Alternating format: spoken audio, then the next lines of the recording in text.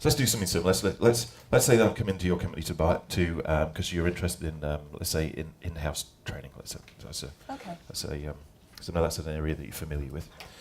Okay.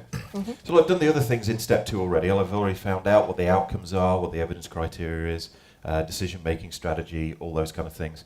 And you've got a choice as to whether you do meta programs first or values first. Okay. It doesn't really matter. But we're going to do the values now.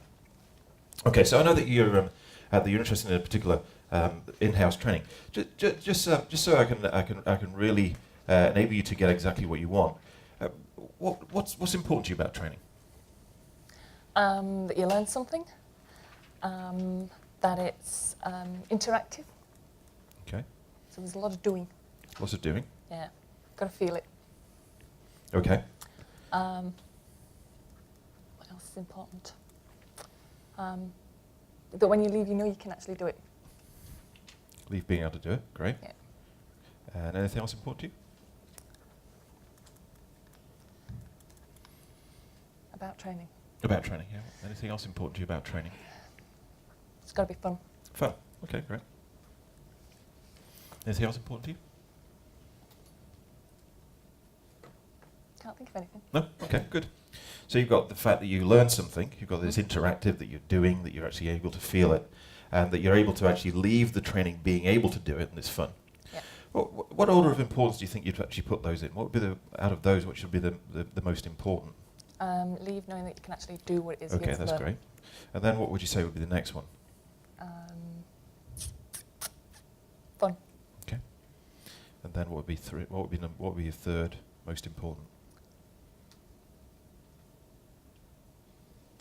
Interactive. Okay, great. Brilliant. So, why is leaving the training being able to do something important to you? Because otherwise it's a complete waste of time, isn't it? Okay, yeah, I guess so. Brilliant. Good. And why is fun important to you in training? Why is it Fun important? is just important, isn't it? I mean, why do something that, you just want to have a good time. Okay. Yeah, why not? I'm with you on that one, definitely. And why is it important for you to be interactive, so you're actually doing something when you're there and you actually feel it? Because that's how I know How do you know? that I can do it. Okay. And why And is you it? don't just want to sit in a chair all the time and have somebody go la la la la la la. I've seen that training. Yeah, I think I had them many years ago. Okay. You said it's how you know. How you know what? But I've got it. Oh, that you've got it. Mm. Okay. And then why is it important for you to learn something during a training? That's the reason that you're there. Okay. Great. Brilliant. Okay. Now I just move straight on to either meta programs or the next piece of my questioning. Okay. So normally when I go in to sell something, particularly if it's training, I'll do it all in one meeting. Okay. But it could be that you decide to have a two-meeting process, in which case you would do all of this fact-finding and establishing value. So you go to the end of step 3 in the first meeting, and then you do 4 and 5 in the second meeting. Okay. But it could all be in the same meeting. What I'm going to demonstrate first is mismatching the values. Okay, so you can actually see the response of that. So I'm going to propose a particular training to you, and in this particular training, I'm not. We think the information is the most important thing, rather than somebody actually being able to necessarily do it. So we're quite an intellectual training company, and we have a lot of real experts on board. I don't know if the criticism is actually fair, but we've been told that they're kind of like armchair experts. But a lot of companies like that, because information is the most important thing to them. Our training style is very chalk and talk. Because with the kind of material that we teach, the knowing is in the information rather than the doing. I think that's an important thing, really, as far as that's concerned. Yeah. Yeah. And Right. thank you See any buying signs? for your time. I think I might have missed them. Yeah. Okay. So now I'll match the values. Obviously, that was a very brutal mismatch of values. Yeah. But now I'll match them. So okay, we've got our particular training together. We've already talked to you about exactly how the training would be.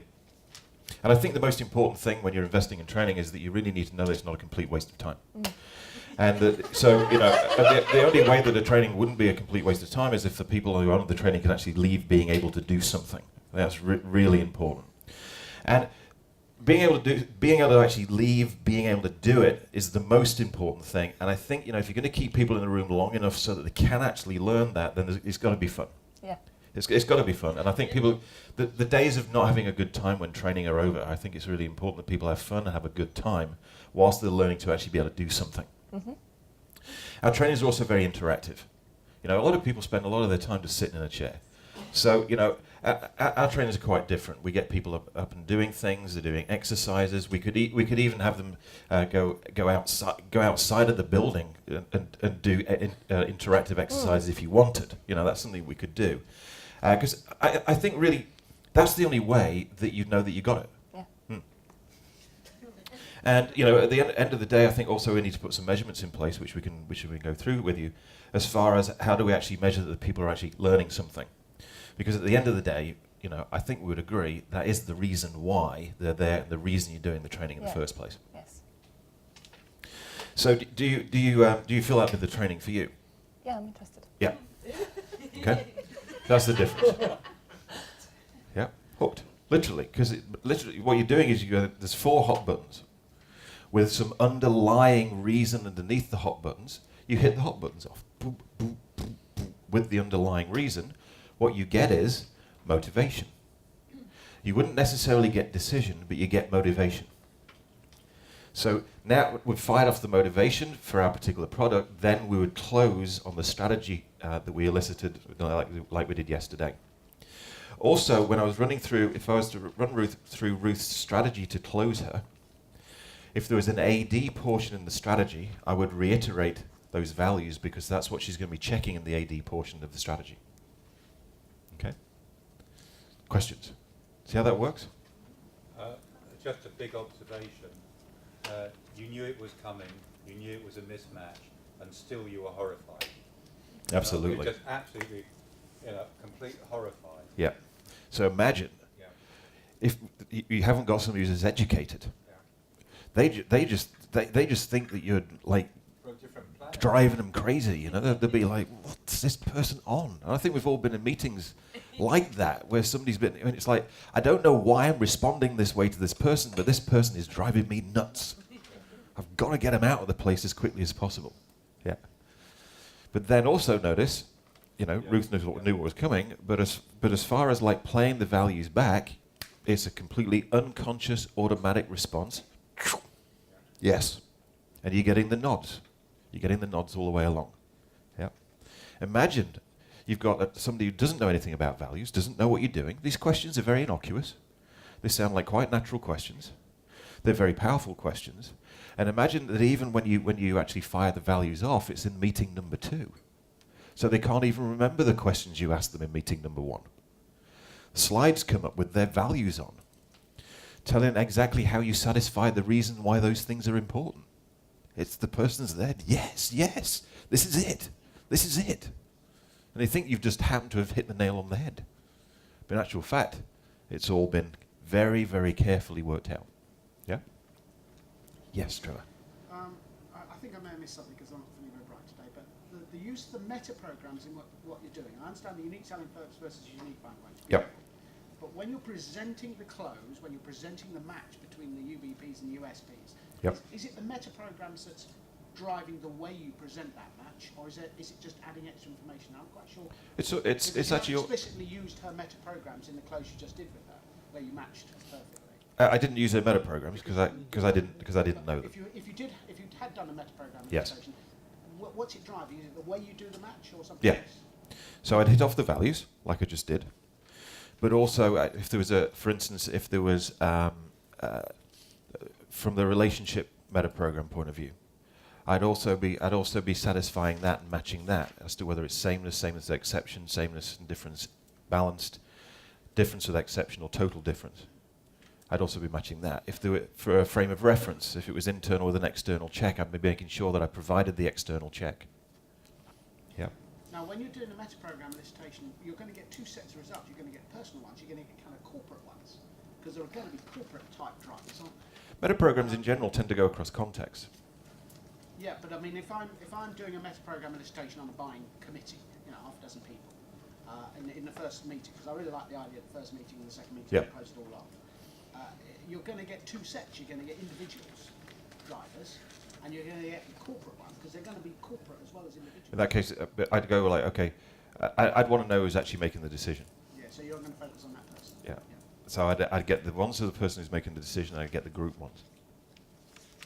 But would you agree there is such a thing as a corporate meta program? I think when you get a group getting together, there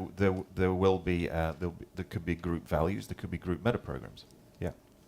And the key thing I'm interested in is the person who's actually making the decision, because there will be one, even if the company likes to pride themselves on the fact that there isn't one.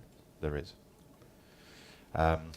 So in the situation with the back office systems people, I was a fly on the wall. I sat in on some of their sales meetings, and just observing. At the end of the meeting, I'd give them feedback as to what was going on. And I said, they said, "What did you make of the meeting?" I said, "Good." I said, "The person you need to focus on is this person, this guy who sat there." He said, "You're absolutely right, but how did you work that out?" I said, "Because he arrived late, and nobody else batted an eyelid. So only the person who's ultimately in charge can arrive late, and nobody bat an eyelid about it." So I said, he's the guy, he's the man, he's the person you need to ultimately sell to. And he actually had a prime concern. So they asked the question, so why are you looking at a new back office system? And he slammed the table with his fist, bang, to get out of this dreadful situation we're in right now. I said, you fire off that prime concern in the next meeting, you'll have got the deal.